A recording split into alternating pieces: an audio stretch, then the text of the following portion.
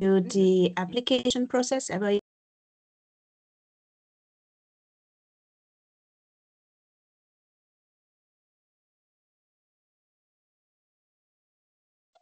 Viola, you are muted.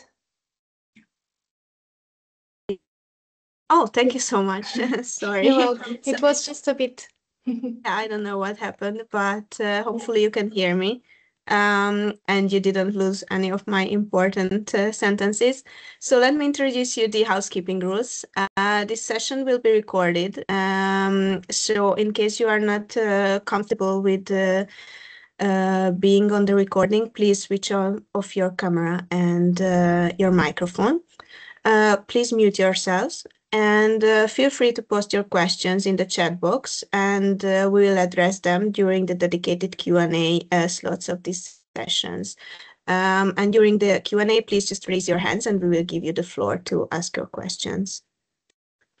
And let's quickly go through the agenda. So we'll start with the introduction of the VR Health Champions project, just to provide you with an overview on the background. And this will be followed by a short explanation of the open call technical processes and practical details.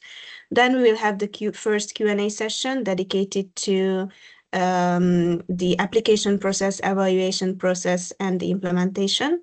And then I'll give the floor to our challenge owners to present their challenges. And we'll conclude our session today with a Q&A dedicated to the challenges.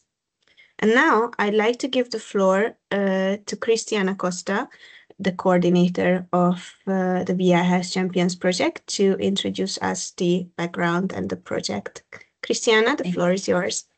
Thank you, Viola, and good afternoon, everyone. My name is Cristiana. I'm coordinator of an amazing team that is working in the project called VR Health Champions that you'll hear today. So this is a i3 project that has 3 years, and our main goal is to support, firstly, 5 SMEs in the path to the markets. So in the 4 domains of this path: the technical domain, the clinical domain, the regulatory, and business one. So we intend to support them to reach the TRL 9 by the end of this project. Next slide, please. So how it works? So as I told, we have 5 flagship SMEs on board. We have built a strong inter-regional innovation networks to support those 5 SMEs. We intend to extend Europe's XR ecosystem through engaging further SMEs, and we are providing tailored support for those SMEs. We intend at the end of the project to promote this type of solutions in the healthcare field. Next slide, please. So we are 19 project partners, 5 of them SMEs. We are in 8 European countries, and all of these are working together to promote XR in health. Next slide, please. Who are our 5 SMEs? Next slide. So we have Dotlumen that develops AI-powered wearable glasses using computer vision and haptics to help visually impaired people navigating safely and independently. We have Miva that innovates therapies for teens with neurodevelopment disorders using a platform called Zendastic VR, featuring multiplayer games and analytics to track stress and boost social skills. We have MedApp that has already a solution with the FDA approved, but is now working in a new additional solution for navigation during surgical procedures. MetaSkills, a VR system that intends to train healthcare managers in soft skills, and Virtual Leap that develops virtual reality solutions for cognitive assessment, training, and monitoring. You will hear more on those amazing SMEs during the presentation and what are the challenges that they have for you. Thank you. Thank you very much, Cristiana. So now let's move to our open call details. And as Cristiana explained, the most important objective of our project is to have these 5 flagship SMEs to get from TRL 6 to TRL 9 during this implementation period of our project. And that's how the open call comes into the picture, because that's why we are looking for external SMEs with specific expertise to join our mission and help these innovations to get to the market. And why is it worth applying? First of all, the selected SMEs will receive a lump sum grant up to a value of 60,000 euros. It depends on the challenge, the maximum budget of the grant, but this will be also detailed during the challenge presentations. Additionally, selected SMEs will have the opportunity to work closely with one of the 5 flagship SMEs by addressing one of their challenges.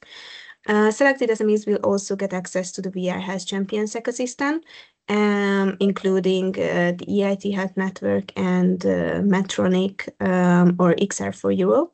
Additionally, they will also contribute to the building of the interregional innovation value chains. And about the eligibility criteria, as mentioned, we are looking for SMEs as defined by the European Commission, which are legally established in one of the following regions. It should be either a less developed region, an outermost region, or a region that is not necessarily any of the above, but is covered by the VR Health Champions Consortium. And each applicant can address only one challenge in this call. And I know that this geographic eligibility criteria can cause some confusion. So here we have a map that explains, or I hope helps explain the eligibility criteria a bit better. So on the map, the countries or regions that are marked with red are the eligible ones, and also the ones in the bracket that are the outermost regions. And for your reference, the full list of eligible regions is available on our website. Let's see the timeline. The application is already open and we accept applications by the 30th of November, end of the day. This will be followed by the evaluation period. Until the 10th of January, we'll have the remote evaluation, and this will be followed by the hearings and the selection part in the second part of January. And the implementation will start right after that, and we'll notify our selected applicants until the 26th of January on the outcome of their application. And now let's see the application process in more detail. First, how to apply. The process is very easy. Each interested applicant can go through the VR Health Champions website, and the start page Get Involved details everything that is important about this open call.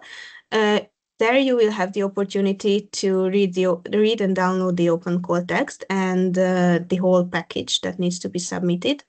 Once the open call text is downloaded, you can select the challenge and then go back to the website, fill in the application form, and also attach the filled in templates and necessary attachments, which is the budget template in our case. And here's a little bit of explanation about the required attachments. As explained, the budget table is an important one that is applicable to everyone applying to this call. And this is necessary because this VR Health Champions open call operates, with a lump sum system, which means that we need to assess the feasibility of the projects upfront, as there will be no detailed reporting at the end of the project. So we expect you to fill in the budget table, a detailed budget table and the work plan. But instructions regarding that will be detailed in the upcoming slides as well. And we also require a PIC number And if that's not available for your company, we would like to ask you to submit a company register certificate so that we can check your legal address. And let's go to the next part of our presentation, which will be about this lump sum model, financial and legal framework of our open call.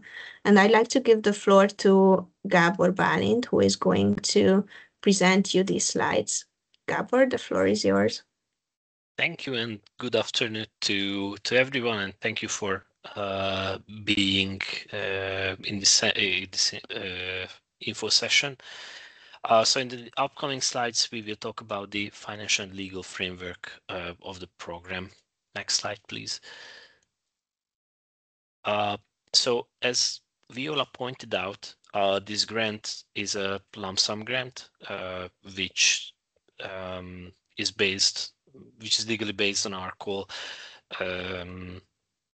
And that means that instead of going through a detailed cost report in the end of the project, you have to provide a detailed budget estimation in which you would provide all the necessary information contained in the Excel budget table. So that's the reason why it is very important that you will fill in this Excel file and you will provide us with during your process. And this Excel table, besides providing us with your budget estimation, you also have to provide us with the logic of how this budget estimation came to be. So whether any kind of market research has been conducted, whether you've got any kind of policy in your company which the estimation is based on. And the budget, it's also used for the evaluation of your application. So that's also the reason why it is important to be provided. And the payments will be based upon the completion of activities. So you will provide a report, a technical report in the end of the program, as I mentioned, instead of this cost reporting. And if everything is delivered as per your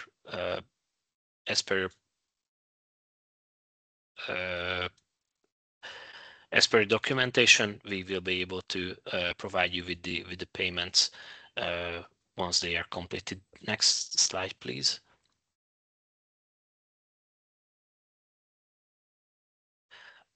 So here we would provide you with a quick overview of the budget table. So the budget table consists of these 5 sheets: the instructions, the application data, the work plan, the budget breakdown, and the budget summary, which is an automatically calculated sheet. In the instructions, you can read all the necessary details which can help you with preparing the budget table. So I really advise everyone to read this carefully, read this thoroughly, because it can help you with the preparation of the budget. Next slide, please. So this is the work plan. So this is the detail of your works that you are going to undertake to carry out under this project. And as you can see, this is going to based on the challenges, the deliverables of the challenges which is set out in the open call. So we really advise to go through the challenges also really carefully, because the tasks and the deliverables should be identical in content and in quantity of the given challenge included in Annex 1 of the open call. And one deliverable shall mean one test, so the task and deliverables are identical to each other. The expected outcomes are broader impact or benefits which should align with the project objectives. So this information should be provided by the applicant. And the milestones are the milestones that are encountered during the implementation of the project. It should be time-bound and an indicative key achievements. This is a drop-down list that you can choose from the months of the duration of your project. And what is also really important here, it's a cost justification, the executive summary. In the next slides, we will go into the details of how the detailed budget summary looks like. But here, in this place, you should provide a few sentence description on how the amounted budget for the delivery of the given deliverable and task is justified. So it's a few sentence short description why the given budget under the given deliverable is needed. Next slide, please. Here you can see the detailed budget summary, and in the budget summary, so everything which is marked as green are the cost categories. We've got direct personnel cost, subcontracting cost, purchase cost, so travel and subsistence, other goods and services, and indirect costs. The indirect cost is automatically calculated, is 7% of the costs detailed in this budget breakdowns, and these budget breakdown sheets are automatically added if you add a new task on the sheet work plan. So under the cost category, you can see a short explanation for each of the cost categories for the unit and the cost per unit. So everything which is marked as yellow, it's something that you should provide.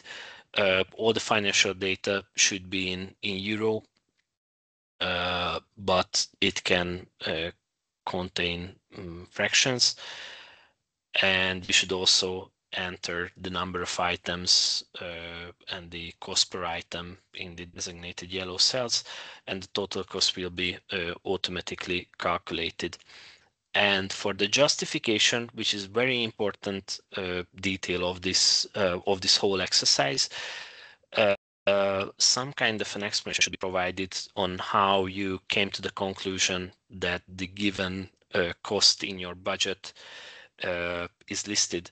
So for example, in case of personnel cost, let's say that you have a software engineer who helps you with carrying out the project.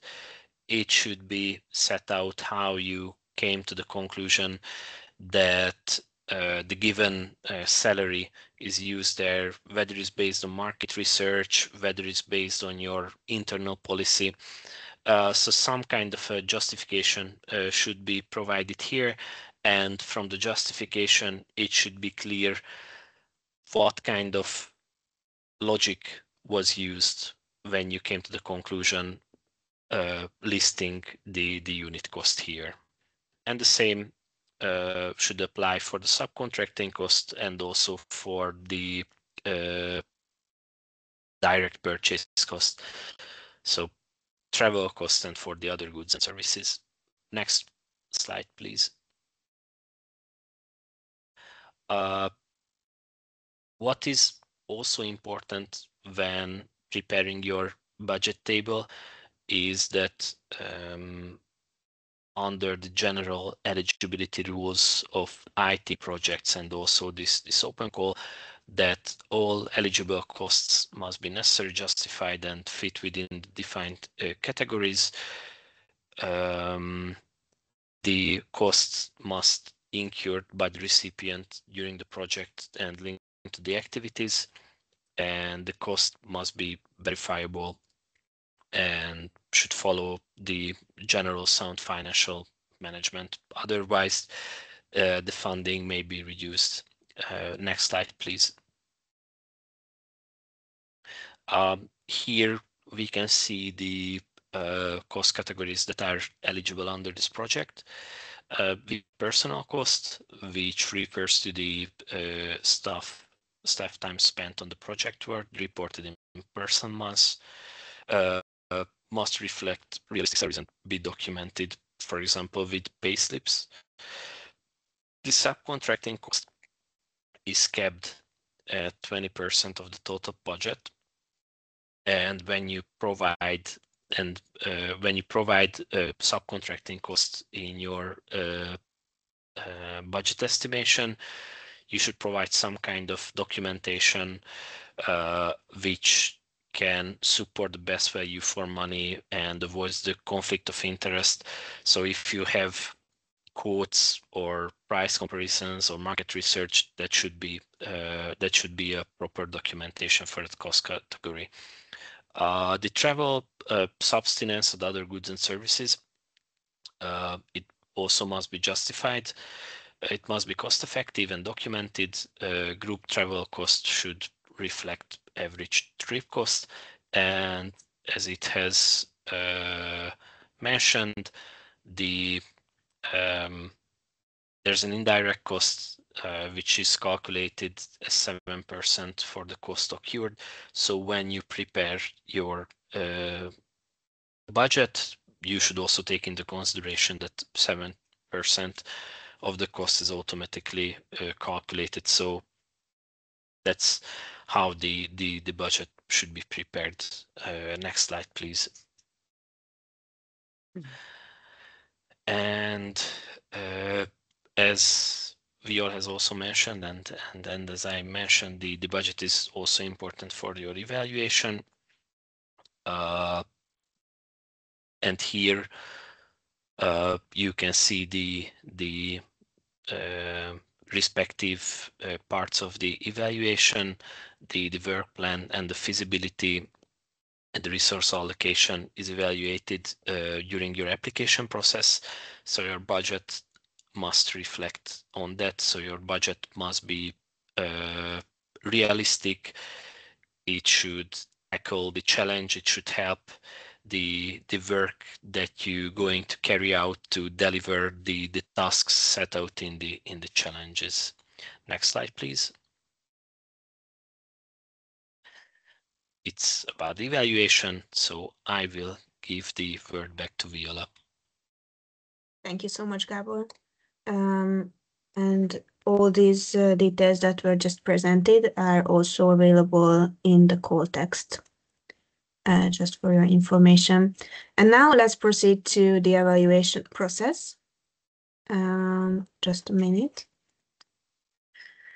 And this slide summarizes the evaluation criteria that will be applied during this open call. So we have 3 criteria: relevance, quality, and impact, based on which the applications will be assessed, and they are also broken down into subcategories.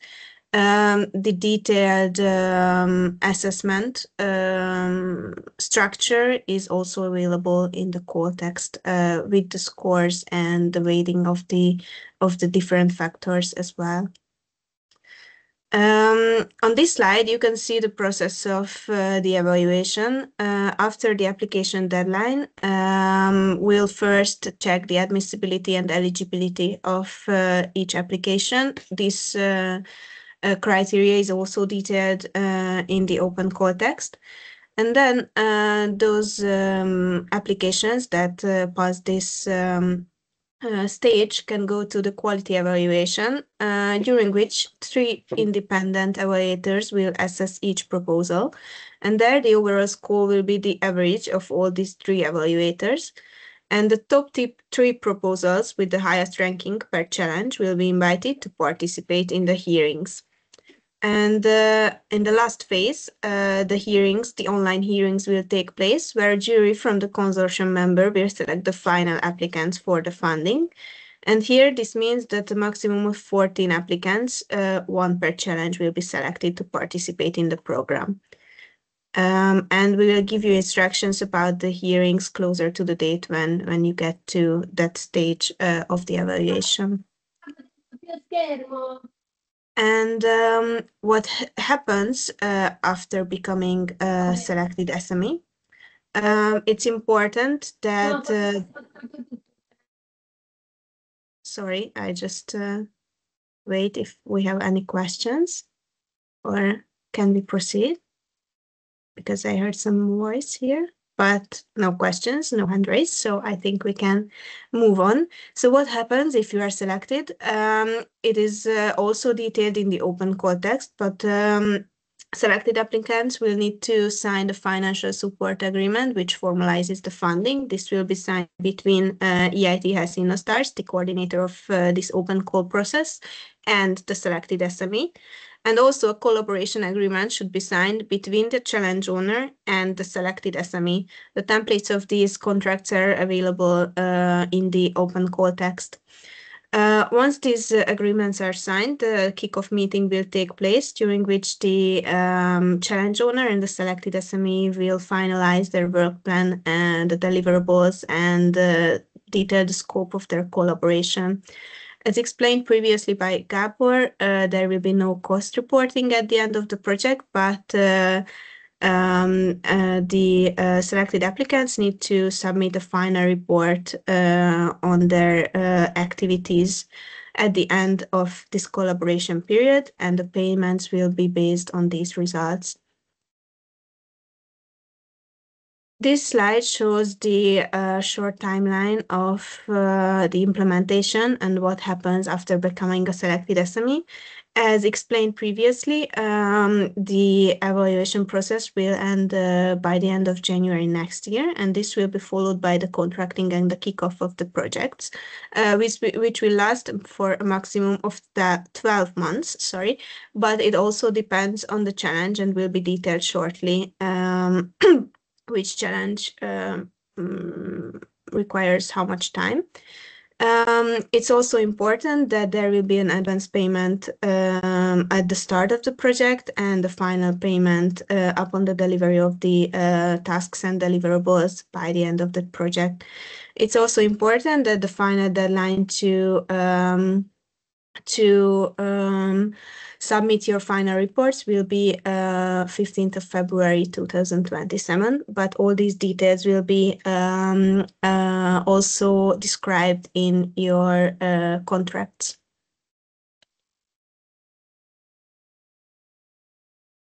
And here we have a little time for our first Q&A session. I'm not sure if we already have any about the application process, evaluation, or any technical details. Dobby, can you please help me out if we have anything in the chat? We have 15 minutes left, and we have one question in chat. What happens if the total project management costs and other expenses exceed the approved financial budget? Yeah, I give the floor to Gabor to please explain that. Yes, thank you for the question. So I would answer this this question in two stages. The first stage would be the application period. I would say that if it relates to the application period, there's no restriction in the call that would prohibit you from providing higher budget than this 60,000, up to 60,000, which is set out in the call text. So you can provide higher amount than that. But since your budget, the feasibility is going to be evaluated as well, I would say that during the evaluation process, it is possible that lower rankings will be provided, and during the implementation is so this financial support agreement that is going to be concluded between the participants of the program and between InnoStars is going to contain the approved budget of your application, and as per the call document, an estimated cost, so the budget can be up to 60,000, but the applicants may request a lower grant amount. So let's say that if your financial support agreement is concluded for 60,000, but you will have higher costs during the process of the implementation of the projects, and you will provide us with all the requested documentation reporting in the end of the process, and all the reporting documents will be approved, we will be able to transfer 60,000, so the amount which is in your financial support agreement.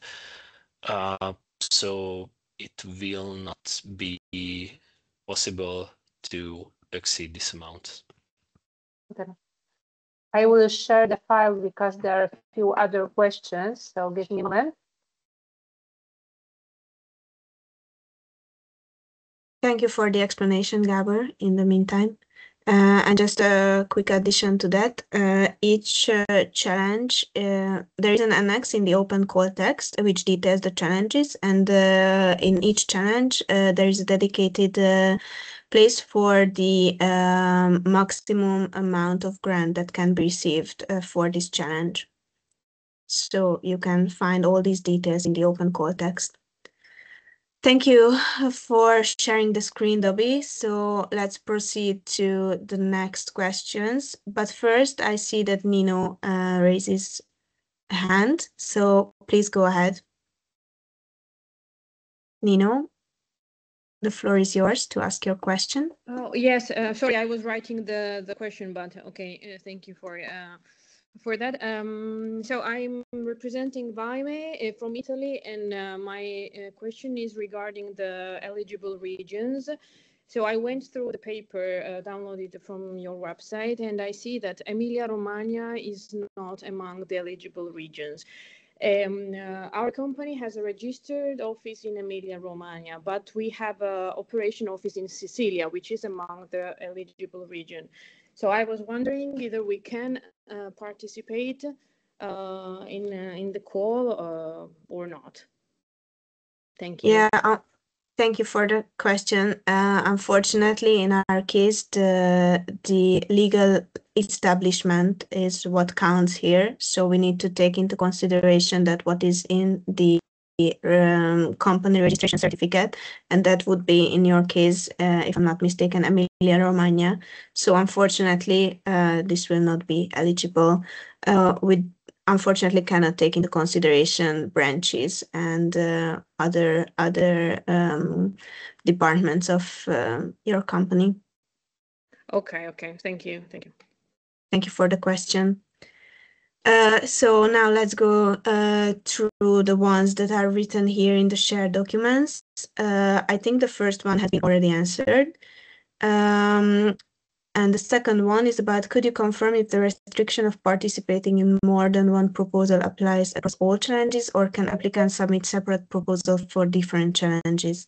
It applies for the whole open call. So one applicant can address only one challenge. The third question is, could you please describe again the mechanism of the 7% flat fee you mentioned? Gabor, can you please take this question? Yes, so the 7% indirect cost is contained in the budget that you are going to provide. So let's say that under the challenge, so the challenge that you are going to select has got a budget up to 60,000, and you would apply to the program with a budget of 60,000. So that means that you will have direct costs, that you will provide the personnel costs, subcontracting costs, and other goods and services, so the travel and other goods and services costs. So the 7% indirect is within this 60,000. So it doesn't mean that you will provide direct costs of 60,000 and an additional 7% will be calculated, but the 7% is within this 60,000. I hope this helps. Thank you, Gabor. Next question. You mentioned that the call should have project advance from tier tier 6 to tier 9. Is this advancement related to the project of the 5 partner SMEs or the product technology owned by the applicant? So as explained in the beginning of the presentation, the whole project's main goal is to get these 5 flagship SMEs that are already part of our consortium to get from tier 6 to tier 9. And the main objective of our open call, which is presented here, is to contribute to this mission. And that's why we are looking for external SMEs that can provide specific services to these 5 flagship SMEs and also challenge owners in this context to develop their innovations and bring it to the market. I hope I could answer this question clearly, but if any clarification is needed, then it's the time to answer. Nino, I can still see your hand raised. Do you have a question or comment related to that?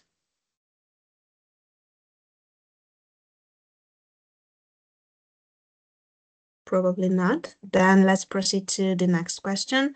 How long does the company need to exist to apply? We didn't include any restriction to that. So freshly established companies can also apply. And could a Berlin-based, Hamburg-based, or Halle-based company in Germany apply? No, unfortunately, only there is one eligible region in Germany, which is covered by the consortium that is eligible for this open call, and they are not Berlin, Hamburg, or Halle-based regions. Do we have any other questions related to the open call process? I'm just checking the chat quickly, but Dobby, if you could help me out here, that would be great. Yes, we have three other questions. Are universities, RTOs on consortium of universities considered eligible as applicants? We are exclusively looking for SMEs in this context that are or that can comply with the criteria as defined by the European Commission. This explanation is also linked in the open call text, but in the follow-up communication, we'll share this link for you to check whether you can meet this criteria or not. And regarding consortium, unfortunately, it's not possible to apply with a consortium. Here, we can only accept individual SMEs in this open call.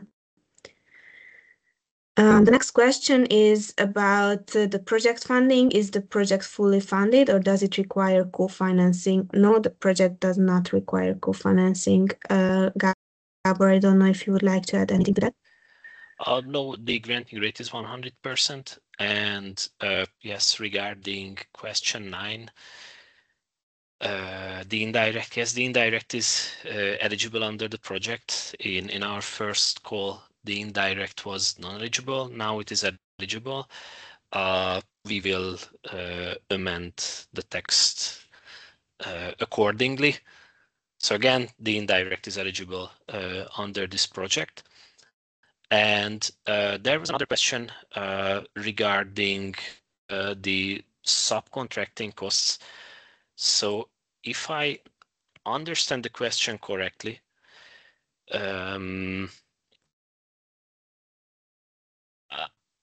the question is about whether if someone is a participant in the project, so someone who receives this grant could be a subcontractor to another sub-grantee, so another participant of the call. No, it is not possible, because under the I3 rules, so the rules on which this sub-grant call is based on, the double financing must be avoided. So when the budget will be prepared by the applicants and when it is going to be submitted, we will check the subcontractors that are listed in the budget, and if it is clear from that there could be this conflict of interest, we will let the participants.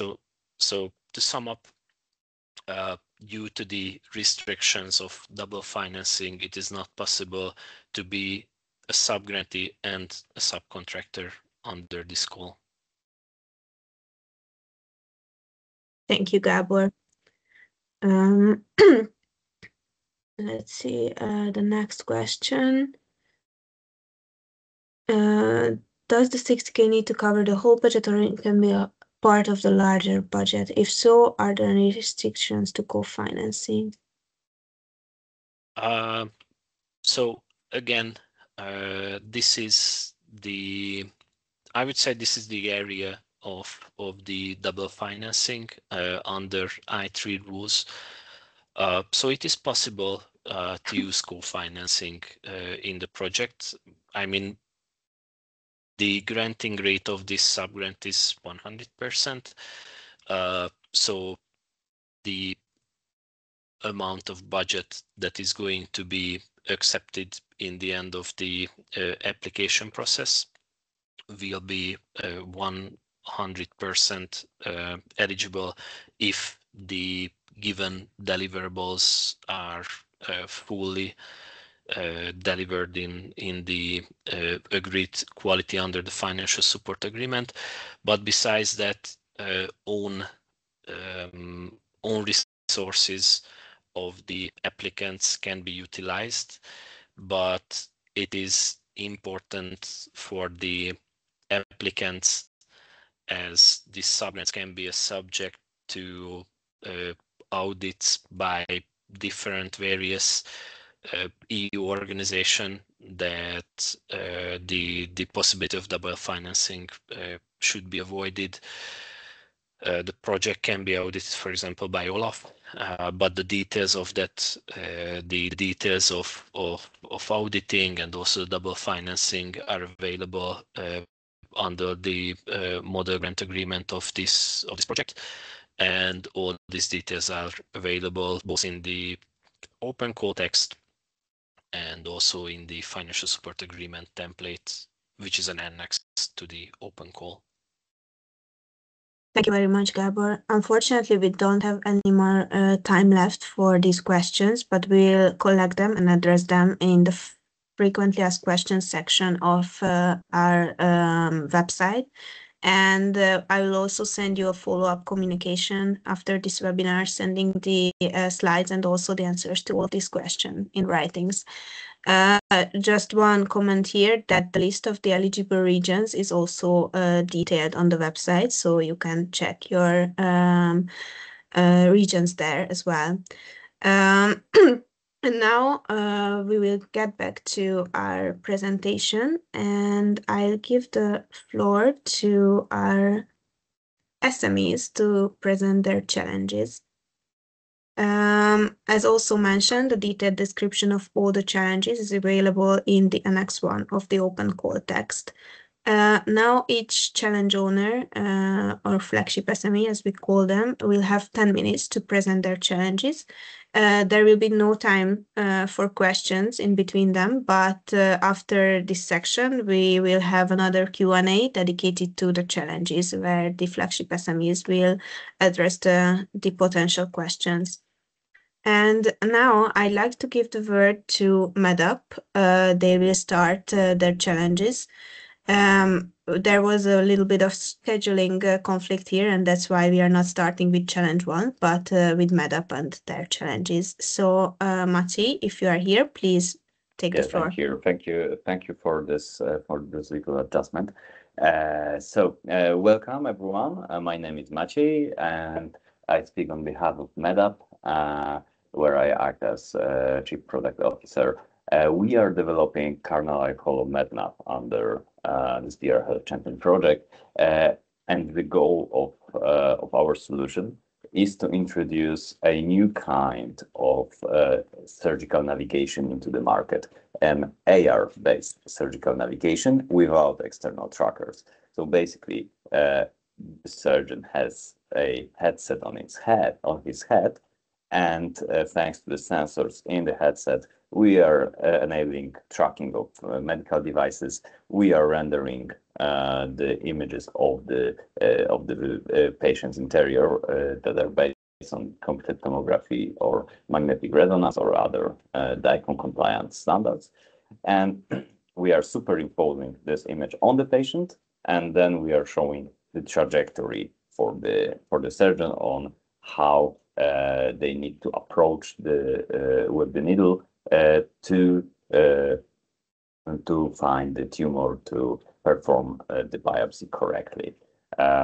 We believe that we see the big opportunity here to improve the accuracy of biopsies and to lower the number of punctures, lower the also radiation used during the procedure. So please, the next slide. So here is a quick movie to show how the data can be overlaid on the patient. You can play the movie. And if not, we can move forward. Okay, so we have a very short introduction on how the surgeon can move around the patient and still sees what's inside the patient. So for the planning of biopsies, it's a very interesting approach. So please, the next slide.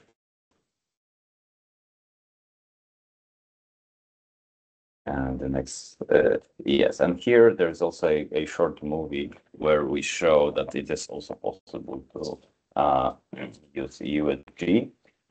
This image is a little bit moved because yeah, it is the way how we captured the image, but actual operator sees that in the correct position, and then we can set the place in the in the data where we want to attach the where we want to get in with the needle, and finally when we have the trajectory set up, can you just skip to the oh, okay, and now we have the needle. The needle is tracked.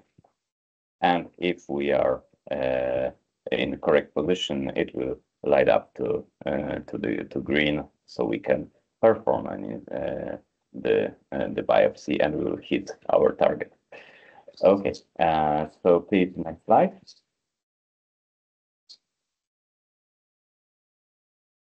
Yes. So what do we need from you to make this reality and actual product? One and very important task is to perform a pilot clinical stage investigation and formative usability study of our solution. Our expected outcome is a good clinical practice compliant clinical and usability study, generating initial evidence for our MDR compliance and clinical safety. Basically, we want to use this evidence to fill in all of the requirements of medical certification. The estimated budget is up to 60,000 euro and duration is up to 12 months. Here's the next slide. Who can do that? Of course, an SME from the region that is described by Viola before. But basically, we are looking for CROs or someone who has enough experience with clinical research or usability testing to perform those tests and gather all of the requirements, documents to perform them. Basically, recipients will be selected based on expertise, regulatory knowledge, experience with usability, clinical studies, and operational capacity. So with the selection is transparent as previously mentioned. What is the partner contribution? Basically, this experience in clinical research is important to perform a good protocol design, to get ethical approval submission, to do site coordination and data collecting and reporting. Also, it's important to contribute with support in usability studies and human factor validation. And it's also a plus if there's knowledge of MDR and ISO requirements for clinical investigation of medical devices. Please, the next slide. What are the deliverables? So basically, clinical investigation protocol. This is the first thing. So we need to know what we are going to do and what we are going to check. And then the report of this pilot study on 5 to 10 cases, real cases. Then reusability evaluation report. And finally, clinical evaluation report input file, so the summary of all of the above to be aligned with the MDR requirements. Please, the next slide. What are the eligible activities? Of course, clinical protocol development, drafting, submission, study registration, also for the pilot study execution, coordination of clinical sites, training, data collection, insurance, all of the requirements for the pilot. Then usability testing and evaluation, on-site observation, questionnaires, interviews, analysis of workload impact, and finally data analysis and reporting to synthesize all of the previous inputs. So please, the next slide. Okay, the segmentation. This is the next challenge. This is the segmentation challenge, basically. So we want to segment abdomen and chest CT images to get the input for validation of our AI algorithms. We provide the data, and the SME responsibility is to perform the segmentation, and that is radiologist validated. Basically, we need to have this confirmation to then validate to have it as a grant true for our algorithm validation. Here also estimated budget is up to 60,000 euro, and it will take up to 12 months. Please, next slide. Here we are looking for organizations that are that have expertise in medical imaging annotation, DICOM handling, clinical validation, and that do have connection with radiologists. Basically, that's the most crucial thing. Also, selection criteria. We will look into track record in medical image annotation, to access to certified radiologists and validation, experience with regulatory compliant data handling, of course, and technical capability. This is, I think, the easiest one for anyone who does this task, but it's also important for the quality control processes. What is also a plus, basically expertise in medical image labeling. It will be important to handle DICOMs, to know segmentation tools, and to have quality control pipelines in place. And of course, collaboration with radiologists to oversee the segmentation process. The next slide, please. Deliverables are 100 examinations with radiologist approved truth mask. That's the most important thing. Also, the other two deliverables are the documentation of methods, tools, and annotation profiles, so everything that was performed, and then the regulatory compliance package. So basically, a signature of radiologists and and audit trail of how it was evaluated and why it can be used in the further evaluation of medical products. Next slide, please. And the eligible activities. Sorry, Maciej, to Yes, interrupt. that's the end. Yeah, only 1 minute left for you, but yeah, please finish. Yeah, that's the end, that's the last slide. So basically eligible activities: data preparation, curation, medical image annotation, radiologist review, approval, signage, then data packaging, the preparation of DICOM files, validation, quality control, workflows, everything that is required to do a high quality segmentation and to have it like a ground truth, really. I hope you have some questions that I will answer later. Thank you for listening, and we hope you send your proposals to those challenges, because we will be happy to work together with you. Thank you so much, Maciej. Let's proceed to the next challenge, which will be by Virtuleap. Babiana or Franziska, please. I'm here. Take the floor. Hi there. Hi everyone, my name is Babiana Moura. I'm responsible for partnerships at Virtuleap. In VR Health Champions, we're working towards bringing to the markets our more recent product called CogniClear. It's an innovative cognitive assessment tool in virtual reality created to tackle the huge need for improved cognitive assessment tools for adults, and with a specific focus on older adults that often experience cognitive complaints, go to the medical doctor, undergo cognitive evaluation, and that cognitive evaluation very often is still done with pen and paper tests that lack the sensitivity to be able to detect the earliest manifestations. And this is where we think that by taking these cognitive assessment tools like the MOCA, the MMSE, but transforming them into exercises in virtual reality, like the ones you're seeing here depicted in these images, we're going to be able to provide a much more detailed cognitive assessment tool. So CogniClear consists of an initial onboarding that explains the mechanics of interaction in VR, followed by 14 exercises that are used to assess cognitive abilities across 8 different abilities. Basically, the test is administered by that robot that you're seeing in the images, contrary to what happens with the MOC and the MMSE, in which you actually required a healthcare professional that is trained to administer it and to score it.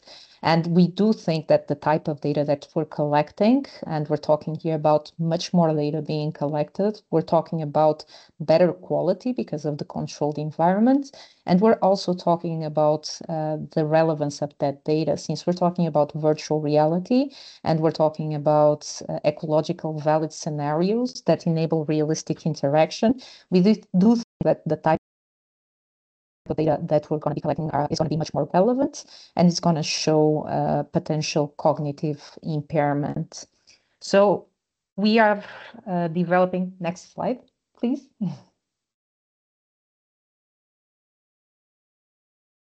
Okay, so in this project, in VR Health Champions, we're obviously trying to get this tool into the market. So we're working on market access, regulatory, and also clinical validation. And we've identified a need related to market entry and product launch strategy. So specifically for Challenge 1, we have up to 60K and 4 to 6 months to complete it. And the goal is to actually design a go-to-market strategy for CogniClear, but targeting the private sector in Europe. So what we want is for you to identify 2 priority European markets, and then basically focus on what's the private sector, and exactly with the healthcare organizations that routinely do cognitive assessments. So we're talking here about private clinics, longevity centers, rehabilitation providers, among others. I would like to see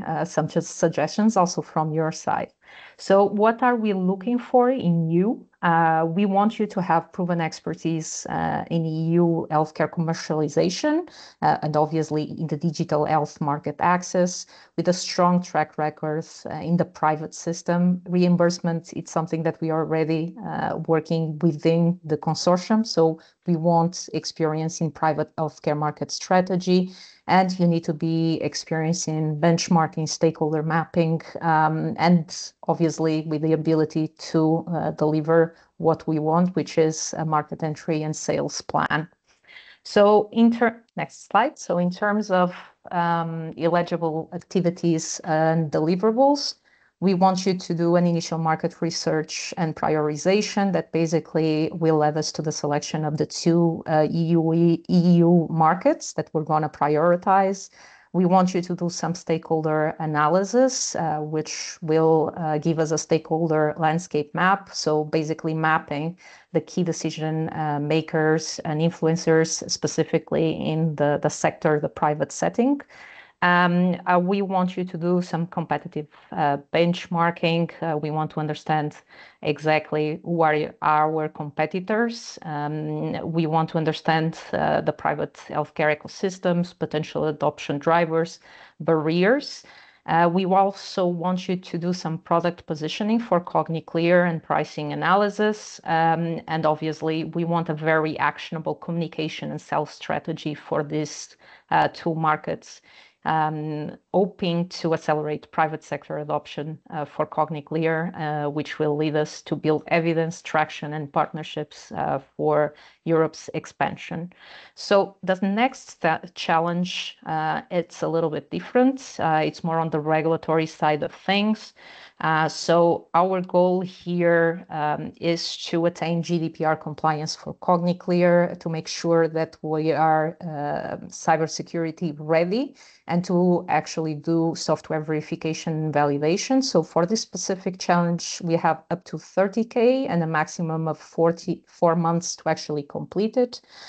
So we have three goals here. So we have the goal to ensure GDPR compliance and make sure that we are actually protecting as we should the personal data of our clients and users. We want you to help us with software verification and validation according to the regulatory standards. And we want you to conduct or help us conduct cybersecurity assessments. Obviously, all of this in the end needs to have documentation that is suitable for MDR technical documentation to be incorporated in the dossier and hopefully to attain CE marking. So what are we looking for? We're looking for a partner with a lot of experience in GDPR and data protection. We're looking for someone that has the expertise to help us with software verification and validation, as well as cybersecurity. And obviously, that can help us with all the regulatory documentation according to MDR. So next slide, it's the eligible activities. So as I said, we want some help with software testing and documentation, and obviously the reports that will be extracted from that. We want you to conduct a GDPR audit to make sure that we are up to GDPR standards, and if we're not, to help us attain that. And that's our GDPR compliance package. And then we also want you to help us with cybersecurity assessments according to the standards. And obviously, in the end, we need the report for cybersecurity assessment to make sure that it gets incorporated into the technical documentation. As for our last challenge, a little bit of a different one. Yes.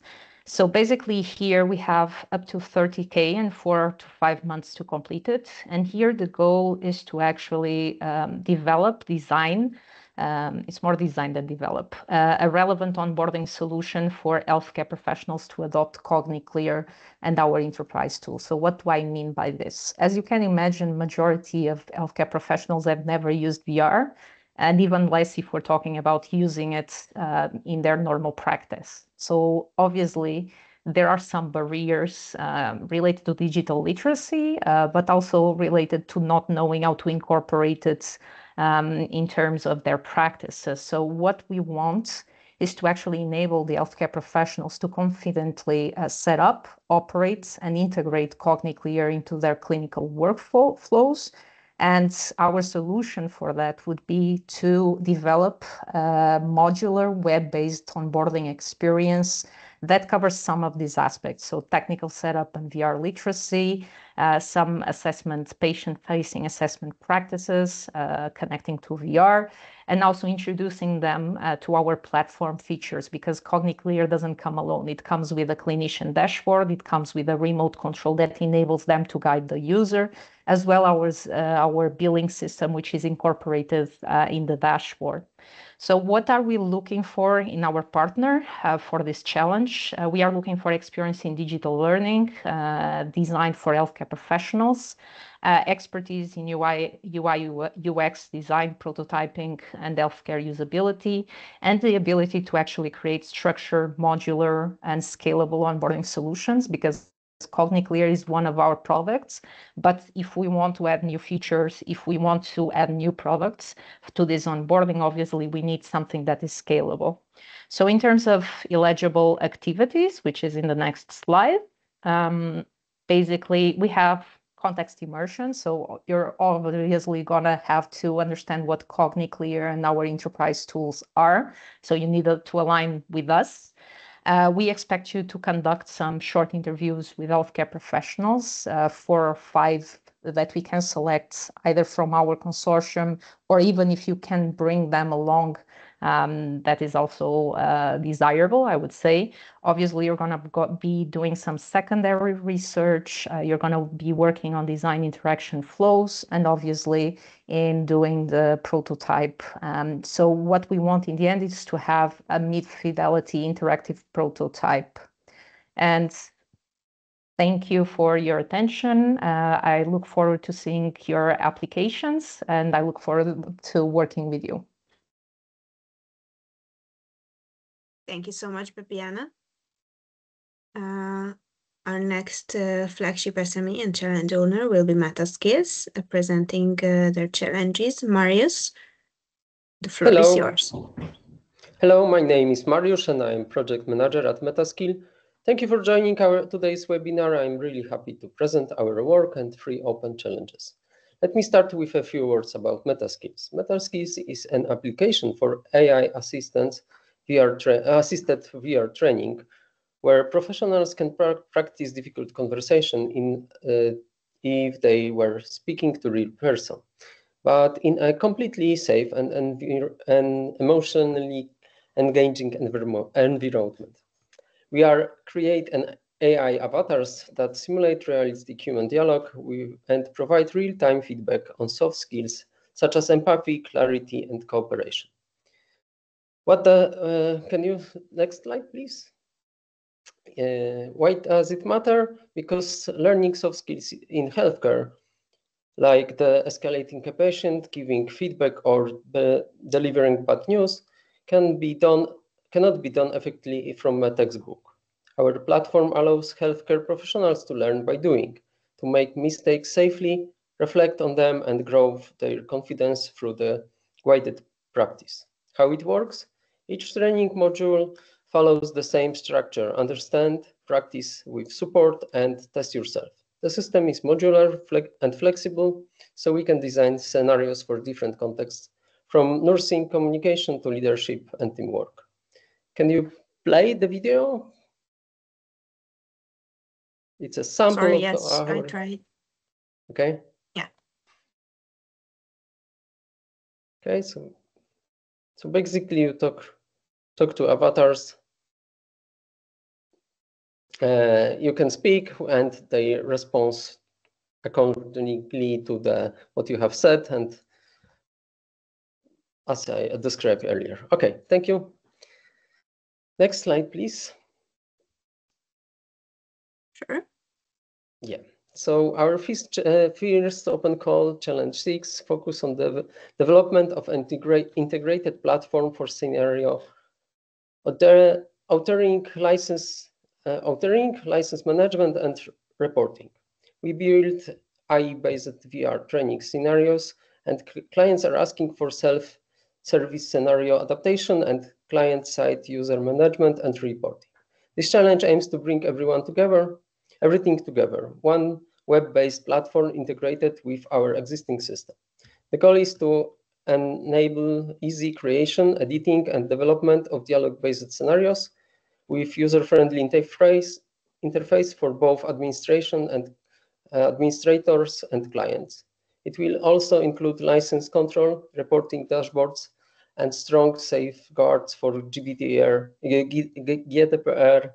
and fairness. The expected outcome is fully functional, scalable scenario management and performance tracking platform. The challenge will run from 6 months with a budget up to 55,000 euros. Next slide, please. Eligible activities include designing and developing the platform, integrating it with our backend and VR applications, defining AIPs and roles, validating the system with test users, and ensuring security and analytics.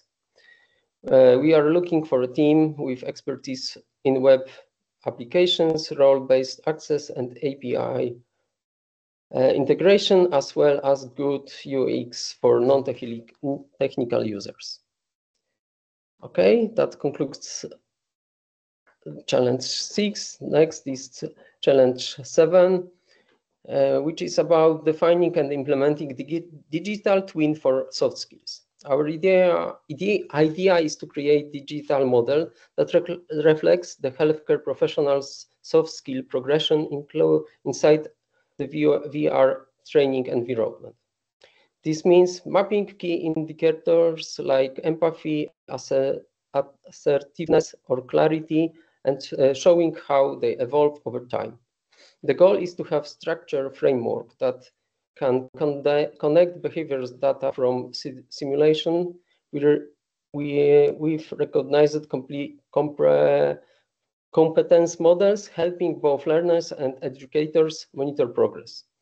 The expected outcome is validated digital twin model ready for implementation in our platform.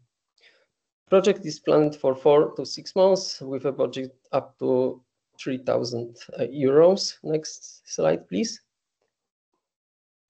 Eligible activities include defining data indicators, creating algorithms for soft skill progression, and recommendations, mapping the complete competence frameworks, and preparing validation and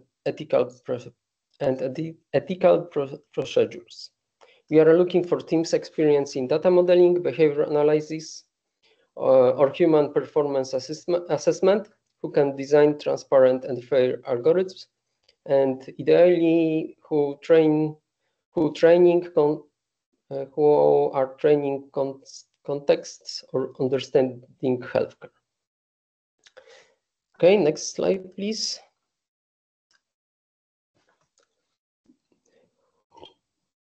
Our final challenge explores open on-premise language models. That means running AI locally, not in the cloud. Currently, MetaSkills uses large cloud-based language models for dialogue and feedback generation. But we are expanding more healthcare settings in Europe. We need to ensure data control, compliance, and scalability. So this challenge is technical proof of concept that compares small language models and large language models deployed locally or in private clouds. The goal is to evaluate trade-offs between quality, latency, and cost, and to recommend the best strategy, LLMs or hybrid. The project will deliver vendor-neutral POC with small chat and retrieval system, chat plus RAG, using proprietary databases. It will also provide a reference architecture and RFP pack for future large-scale deployment. The timeline is up to 5 months, and the budget is up to 35,000 euros. Next slide, please. This is the last one. Yeah, we are looking for SMEs with experience with AI and infrastructure, RAG pipelines, and benchmarking, and security compliance. People who can build local AI systems and document them for real business use. To summarize, each of these challenges is an essential step towards building complete and secure and scalable AI VR training ecosystem for healthcare soft skills. So thank you for your time, and hopefully you will find these challenges interesting, and we will be able to cooperate in future. Thank you very much, Marius. Just a quick reminder that we are waiting for the questions in the chat, and we'll address them at the end of this challenge presentation section. So let's move to our next challenge owner, which is Miva, and Marco will be presenting their challenges. Marco, Thank you, Mariola. Good afternoon, everybody.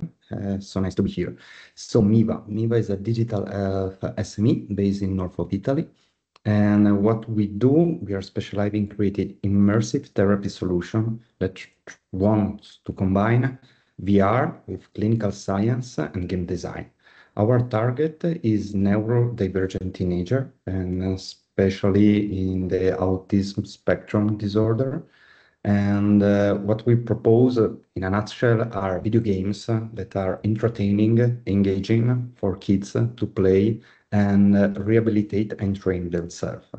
At the moment, traditional therapy is normally carried out in person with one-to-one intensive and demanding session for the kids. This creates a lot of problem for clinical, for family, for kids themselves. So what we want is to separate ourselves from paradigm of traditional care and try to propose something new. Next slide, please. So ideally, what we propose is kids start with a therapist, and therapist can propose our product, Virital, a single player experience that then can be carried out at home individually with a caregiver, and the kid through the in-game activities can train diverse spheres and skills, cognitive, emotional self-regulation, and social skills as well. At the moment, the game is based in a middle-age, fantastic scenarios that wants to engage the patients, the kids, and help them to continue and not stop therapy, and relieve the burden of the family, help not to move geographically to reach this clinic, easy the burden of clinician and therapist as well. So our 3 challenges, next slide please, that are thought for you, are meant to be on the market sphere and then on the clinical. First is a feasibility study for VR skill training in neurodivergent teens. The objective is to assess the market readiness and business feasibility of Miva's single-player VR application. That is Virital that I presented you before. So design and enhance a social and emotional skill in neurodivergent teens. So this is something that for us is really, we think is really innovative. And so what we want from you is help us design a clear European market entry roadmap. So validated business and prices model and actionable recommendation for a scalable commercialization and partnership. We have the product, now we would like to have the backbone, a business plan that help us get into the market. The implementation is really short, is up to 3 months, and the budget is up to 40K. The 2 deliverables that we ask for you is a competitive benchmarking and positioning report, and then a business and pricing model validation report. Next slide, please. The eligible activities, the challenge explores how MIVA VR solution can be positioned and scaled within the European healthcare and educational ecosystem. What we want are market and stakeholder analysis that could be different, as I told you before, clinics, caregiver, institution, a competitive benchmarking of VR and non-VR solution, a definition of value proposition, pricing, and go-to-market strategy, and an identification of adoption barriers, buyer persona, and sales channels, and a validation of cost-benefit models and reimbursement opportunity. Who are we looking for? Somebody that has expertise in market research, especially in digital health and business modeling would be perfect. Somebody that has expertise in go-to-market and pricing strategy in the healthcare and in the XR field. And it could be a plus the knowledge of neurodiversity, education, and therapeutic innovation. We know those fields could sound niche, but for us it's really important and it's something that we believe deeply in. Next challenge. Before we presented the skeleton, the backbone, the business plan, the next challenge is more focused on the marketing and communication plan. Once we have the rule, then we want to communicate and go to market. The objective of the next challenge is a marketing and communication plan for VR skill training in neurodivergent teams. The objective is design and implement a comprehensive marketing and communication strategy to enhance MIVA visibility, credibility, and adoption in the European digital health and neurodiversity. What we expect is a brand identity and storytelling framework. So we want to specialize ourselves in telling and spread what we do, a clear marketing roadmap and a stronger EU presence. This implementation details for this challenge, the timeline is 5 to 6 months, and the budget is 20K. Here, the deliverable we listed are buyer persona and stakeholder analysis that will be more defined from the previous challenge. So the previous challenge, because maybe it could be a little complicated, the previous challenge will give us a stakeholder mapping. And then with this, we go more in deep into the marketing strategy. Deliverable number 2 is the marketing strategy. Number 3 is content and storytelling guidelines. Deliverable 4, according to the new brand identity, could be a website redesign recommendation. And deliverable number 5 is dissemination and communication plan. Next slide, please. The eligible activities is definition of target segments and customer journey mapping, the development of a multi-channel strategy that include digital, social, events, and so on, creation of consistent content and storytelling for all communication and dissemination material, identification of effective outreach tools, and alignment with EU communication and dissemination standard. We know that these are some tasks that can be set during the framework and the timing of the challenge. We would like to ask you then to give us some KPI and some instruction then to carry on this brand identity in the future. Who are we looking for? Marketing and branding for digital health or tech for impact solution expert. Communication strategy design for European founded or healthcare project, or somebody who has expertise in content creation, visual identity, and multi-channel campaigns. Next slide, please. This is the last challenge for MIVA, and it separates. Before we talk about market, now we talk about regulatory. So MIVA is designing Virital as a class 1 device medical care, and the thing we need is a technical documentation that can help us through this certification project. The 11th challenge is develop a VR-specific regulatory and technical documentation framework to help us in this. What we expect from you is the complete technical documentation package aligned with medical device standards, enabling regulatory readiness. For this, we estimate 6 months and 60K of budget. The deliverable is the technical documentation, then the clinical evaluation, since in this process there is a preclinical trial. We would like you to help us get in touch with somebody that can help us carry out these trials that are required in the certification. And looking for the future, we don't have AI components at the moment inside our product, but it's something we are thinking of. And so we would like you as deliverable number 3 to give us template that can help us in the future to get ready and enroll for AI Act and future progress of the game. Next slide, please. Eligible activities for this preparation of a complete technical documentation is the development of risk management, benefit risk analysis, design of a clinical evaluation plan and report, integration of cybersecurity, usability, data protection, and alignment with future AI Act provision for data-driven components. Who are we looking for? Regulatory affair and for medical software and medical device, quality management system for all the ISO and certificate, VR, medical technology, health data governance. So those are the 3 challenges for MIBA. I hope that you found them interesting, and then I'm here for all possible questions. Looking forward to cooperate with you in the future. Thank you. Thank you very much, Marco.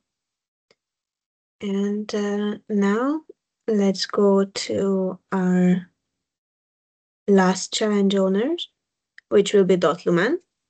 And I'd like to ask the representatives of Dotlumen, I think it's Cornel, to come and present their challenges.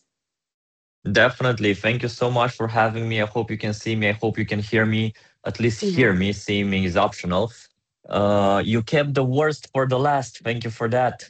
I thought the expression was the other way. But anyway, my name is Cornel. I'm the CEO and founder of Dotlumen, where we build glasses for the blind. Now, I believe this slide has a bit more details, and I applaud the effort of everybody who presented it before me. I will be more... we haven't put that much into it, let's put it this way. But I'm sure there's a bit more text on the slide. Maybe you have to press next. Maybe there are some animations. Not sure what my colleagues did with this animation, but bottom line. So the problem, and I'll go to the challenge, is 300+ million people are visually impaired. But if you check what solutions they use today, they use the white cane and the guide dog, the same 2 solutions for thousands of years. Now, the guide dog, the service dog, as they call it in the States specifically, it's a great solution, but it ends up costing more than $200,000 per guide dog, and there are very few of them. So in the entire world, you have 28,000 guide dogs to 300+ million visually impaired. So what we did, and we put in that horrible photo on the right, sorry for that, we built something we call the glasses for the blind. Basically, they're a self-driving car, but they're not a self-driving car which drives on the road, but they're actually a self-driving car which sits on your head. So we did this in order to replicate what the guide dog does, and to make an analogy with the guide dog. The guide dog works by pulling your hand. That's what it does. It pulls your hands, avoids you from obstacles, takes care of you. What we do doesn't pull your hand. It actually pulls your head. We use haptics on the head in order to pull your head, avoid you from obstacles, take you to your destination, keep you on the sidewalk, etc. That's like a 1-minute pitch of what we do. Now, let's talk about the challenges. Let's go to challenge number 1, which for some reason is written challenge number 12 here. I know it's the 12th challenge, but for me it's number 1. Cybersecurity. So a bit of context, we have a powerful supercomputer on board. We have an NVIDIA supercomputer on board. The device, everything happens on the, or most of the things happen on the edge computing. But obviously we want to do over-the-air updates to this thing, a huge software packet. I mean, it includes low-level drivers on the NVIDIA chip. It includes low-level drivers. It's a Linux kernel. It's our custom code. So we basically have to use what NVIDIA provides for over-the-air update. But somebody has to implement it, and has to implement it in a safe way. We have on-premises servers, which we can handle the server side, and we have the devices, obviously. And we need a very, very smart cybersecurity safe and reliable in the end over-the-air update system. So basically, when we push update, the update can be done. Pending data confirms, obviously. I mean, AB context switching, data transfers from kernel level up to code level. There are a bunch of things here on this one, securely and in a way which is cool for the user.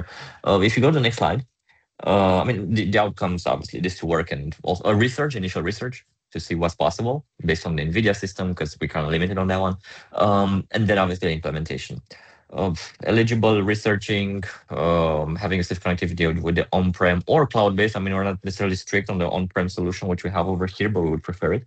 But if anybody's an AWS specialist, especially since AWS is very famous these days for the outages, feel free.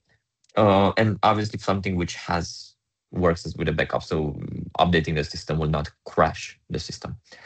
Obviously SMEs which have experience with over-the-air updates, I think that pretty much narrows it down. Cybersecurity or over-the-air, but I mean you need both sort of.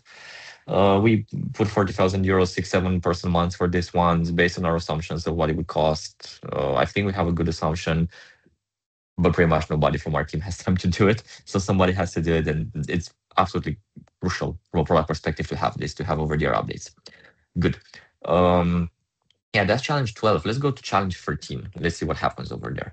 Challenge 13 gets even more interesting. And on this one, I'll have to describe a bit what those acronyms mean. People who work with this, they would know. SLAM and VIO. What we humans do very, very well when we move, we understand that we move. We understand that we went a meter left, a meter front, a meter right. The Lumen glasses must also understand this, and they understand this already. We use cameras and inertial measurement units to understand how we move in space with the precision of centimeters and of a few degrees. So basically, you can see the device, how it understands it moved, like centimeters on a map, not GPS, just based on what you see and what you feel from accelerometers and gyroscopes. That's basically visual inertial odometry. And SLAM, it's something on top of that, which also maps and remembers everything you saw. Now, we already have implemented a version of it, but we have to go further. We're changing the sensor system. We're changing the cameras which we use. We are building a new generation of glasses through this VR Health Champions program. And that will be a much smaller system, a much more refined system, but also with some new cameras and new sensors, which are the inputs to the algorithm of visual inertial odometry and SLAM. So what we need here is somebody who has experience with this. First of all, to identify what are the tough scenarios. I can tell you a few. People who work with this will know the elevator case. In an elevator, on camera would say nothing is moving, but in reality you are moving and everything is closed from such an algorithm. Big solutions which exist, I mean, we don't expect something to be written from zero. I think there are a billion things which exist already. They must be benchmarked, they must be tested, and they must be then parameterized to our application as a head-worn wearable, because there are some things regarding movement, regarding height change. Some people wear high heels and suddenly the device goes up and nobody understands why. Those are the kinds of things you have to parameterize when you build a head-worn wearable. And those will be the deliverables. But if we go to the next slide, also, obviously it's a bit of a more complicated challenge than the first one. We're limited again by the hardware which we have. You have to run experiments to understand what are the limitations and to identify the scenarios, run the limitations on them, explore what existing algorithms exist, and then build on top of them something which works in our case.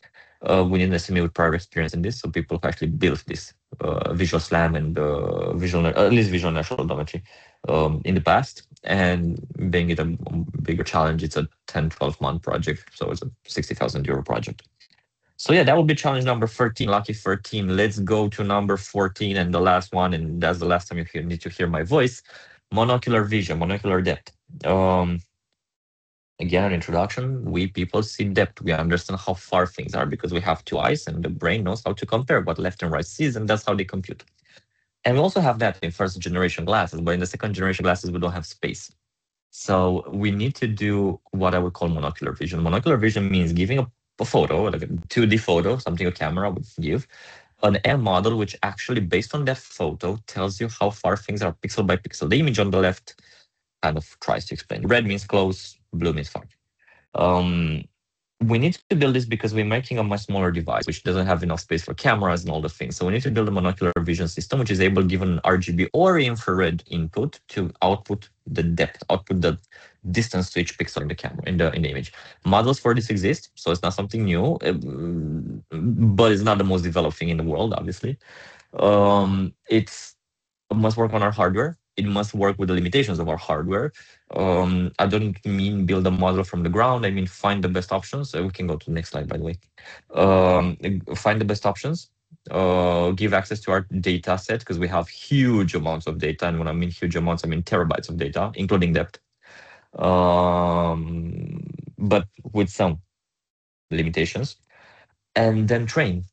Find architecture, train the models, test the models. That would be it. I know it sounds very simple, it's not. It has to work real time on our hardware. Real time, it's debatable what it means. Some will say 30 FPS, some will say 5 FPS. I mean, somewhere in between. But that's basically the project. So that would be challenge 14. Monocular vision, build from one image, build a depth map. That's challenge 14. Challenge 14 is understand movement of the device. And challenge number 1 is make sure that AWS doesn't screw us while we're doing over-the-air updates. Thank you for listening. That was my voice. This is Lumen. Thank you so much, Cornel. Now we get to the end of these challenge presentations, and we will have some time for your questions. But before that, I'd like to just quickly let you know that we are also organizing a series of fireside chat events, which will be broadcasted on LinkedIn, and this will be featuring our flagship SMEs. So if you are interested and would like to know more about these innovations, then it's your opportunity to hear them in more detail. The details of these events are available on LinkedIn, and we'll also send you everything via email in the follow-up communications. And last but not least from my side, if you have any questions, you can send an email anytime to cascadecall@vrhouschampions.eu email address, and we'll answer them, or visit the VR House Champions website, where we publish all the questions and answers related to this open call. And now the last part of today's webinar will be the Q&A session dedicated to the challenges. So I just stop sharing my screen, and I would like to ask Toby to list the questions that we already have related to the challenges, or if you would like to ask it now. Yeah. Questions. We have 2 questions. They are to virtual app. I assume. Okay. So they're here. Yeah. I hope that you see it.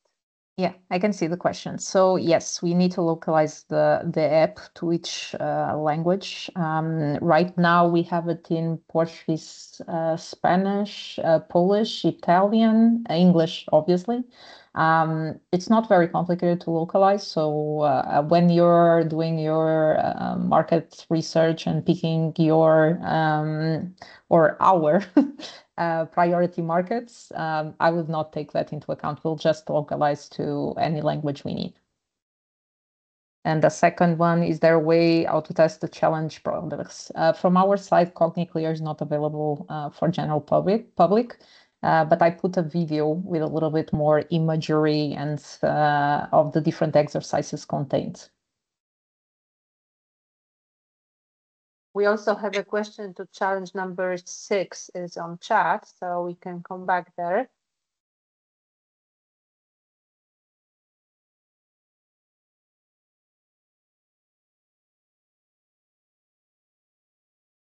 So this question is, does challenge 6 ask to create VR scenarios, or just a web platform for create and manage scenarios using the pre-existing assets or modules? So can I ask the challenge owner to take this question? Yeah, for sure. We are developing our own tool to generate scenarios. So it will be, it's under development currently. So we cannot specifically say what will be included, but it will be based on chart or spreadsheet, and it will contain, depending on the development, it will contain text-based or picking, like which kind of avatar from the list or something like that. So it will be specified more clearly when the challenge will happen. So it's a developing process in our sites also. So it will not require, from your point of view, developing the tool to create new scenarios, but like front end for our tool.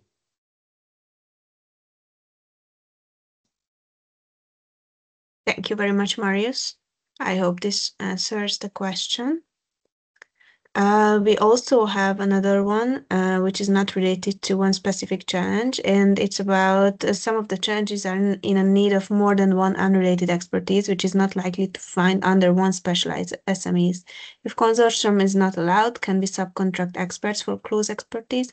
Example is GDPR plus CyberSec plus MDR per CE. Yes, this part was explained in the first slot of this webinar that subcontracting is allowed under this open call until a certain limit. Gabor, would you like to elaborate on this question?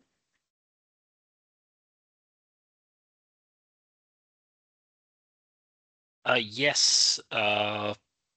Yes, as you mentioned, subcontracting is eligible under the call up to 20%, as it's set out in the call text, and of course, market research quotes should be also provided if subcontracting is budgeted in the budget.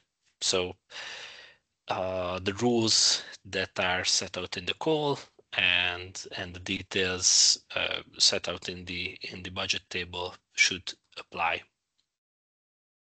Perfect. Thank you very much. And I can see another cost-related question, and it's about if the estimated cost is 30K, would a project budget of less or more than 30K still be considered? Of course, if it's less, then it can be considered, but unfortunately, the maximum amount that we can grant to a selected SME is the one that the amount that is specified in the challenge. So we won't be able to go above that. I hope it answers the question. And in the meantime, we received another one, and I think it was also submitted in the previous Q&A round, but as we don't have any other questions specifically related to the challenges, I'd like to address that. Will the final price code to be part of the evaluation? For example, does that matter if the final price is 70K euro or 19K euro? Gabor, would you take this? Yes, I think this is related to either subcontract or other goods and services, which would be in the budget estimation of the applicants submitted during the application process. Without context, it's hard to say, so it's hard to give an answer to the question.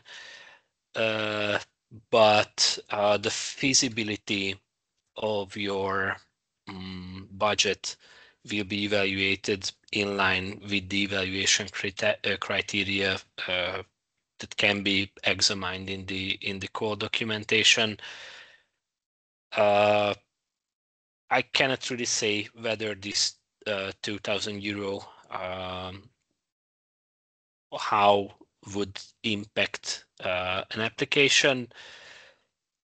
But of course, if there's a cost category which requires any kind of market research, so in case of subcontracting or in case of other goods and services, market research quotes and any related documentation is welcomed in the application process. Perfect. Thank you so much. I cannot see any more questions in the chat box, but do we have anything else that we should address related to any of the challenges, specific technicalities? Yes, I would like to ask you, because at the moment we are running a short interest survey. And we would like to, and we would be very grateful if you answer 2 short questions. One is related if you're going to apply. The second one, which challenges are you going to apply? That's the first one. So if you could just answer, it would be great. Thank you for this. And the second one, you have a link to the event about which Viola was talking about. It's at the end of the chat. Additionally, because someone asked for it. That's all from my side. Thank you. Thank you so much, Toby. I cannot see any hands raised nor additional questions in the chat, so I suggest we're going back to the 2 remaining questions from the previous Q&A section, and it was, or both were about geographic eligibility. And for that, I like to just quickly share my screen and show you the website of the VR Health Champions project and the subpage of the subpage where the open call is detailed. And here you can see a detailed list of eligible regions. And I think this question was addressing France. Here it's visible that from France, only the outermost regions are eligible. And regarding Germany, the only eligible region from here is the Oberbayern region.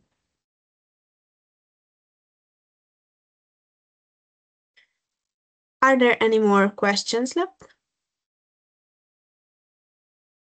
Okay, if not, then we thank you for your participation today. And as explained previously, we will send you the follow-up communication, and this presentation and the recording of this session will be shared on the website of the VR Health Champions project. In the meantime, if you have any other questions, please feel free to send them to us, and we'll also post them on the frequently asked questions section of our website. Thank you again for joining today, and I wish you a nice evening. Thanks a lot. Thank you. The same to you. Thank you. Bye-bye. Thank you. Bye-bye. Bye. Thank you. Bye. Bye-bye.